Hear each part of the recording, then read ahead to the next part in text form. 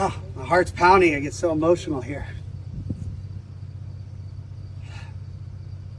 I'm just so thankful that somebody from the federal government can bring this much local news to Pacific Palisades. Just today, before I even realized all of you are going to be here from all these, I did a post about where is all of our local media. And I know you guys work hard and you have lots of stories to cover in LA, but this disaster is one of the greatest disasters in American history. 12 senior citizens died. I've never even seen a piece from any local news about a story of any of these senior citizens' lives or who they were. To me, they're just names, and 4 of the people, we still haven't identified their bodies. So I'm just so thankful the SBA came here to bring you guys here, because people are hurting, all day long. I get texts from crying senior citizens that got dropped by insurance a week before the fires in the holidays. There's people that paid for insurance for 40 years. Hardworking American taxpayers paid for 40 years and got dropped on January 1st. And then they couldn't even get the garbage scam California Fair Plan in time. So they're left with no insurance. So we can talk about SBA and FEMA and all these things, but really we should be talking about what happened with everyone's insurance, because I have an SBA loan right now. They approved mine. But you think I can build? Of course not, because I have California Fair Plan and they left me enough money to put pilings into the dirt. That's what they think is structural rebuild for my house.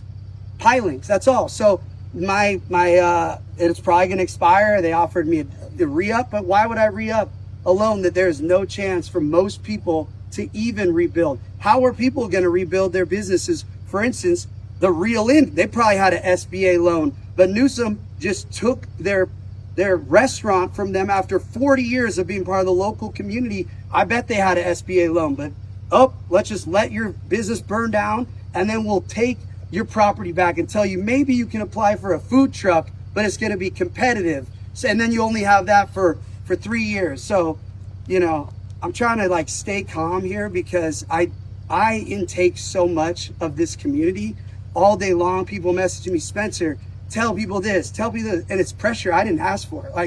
I'm not picking up my kid from school right now in a different school in a different county because his school was burned down. And then his school that all his friends went to last week, there were 3 homeless crackheads living on the property. They're like, oh, not directly where the kids are doing their math, but down in the corner, yet all the stuff was stolen out of the classrooms and put in the little meth den. So that's Karen Bass in LA. And obviously we have politicians that are way more concerned about the United States of America and all the big time celebrity politics versus the local community, the community that actually put all these people in office. People think it's political when 71% of Palisades voted for Kamala Harris. So when people are like, how do you feel about Republican senators opening a congressional investigation on Palisades?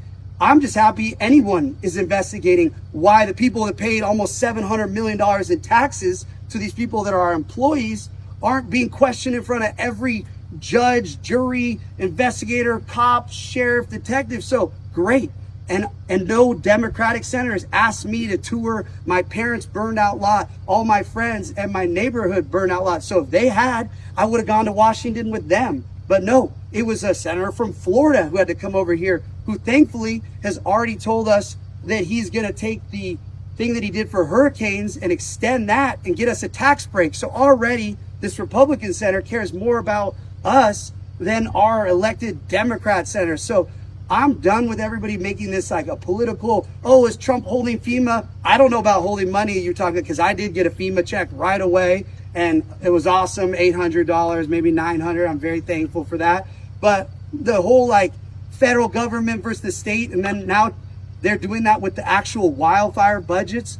The firefighters are sick of this whole fight as well. Everybody needs to clear the dead brush around everyone's towns. It's not a political thing. This all wouldn't have burned down if the state of California took their state parks and they got rid of 60 years of dead fuel that was surrounding all of us. We all get fined $1,000 if we don't trim our freaking house property, but they can just let it grow forever. So yeah, here's the best part. is the city just tried to fine me $1,000 3 weeks ago for the dead brush that was already growing back on my lot. I have no neighbors, and right behind me is the state park that burned down my town, and they already have their dead brush sitting there. So, I mean, I could go on forever, and this is already longer than you guys will air, but I appreciate all of you for being here today, and I think the main takeaway is there is no response. It's been 9 months.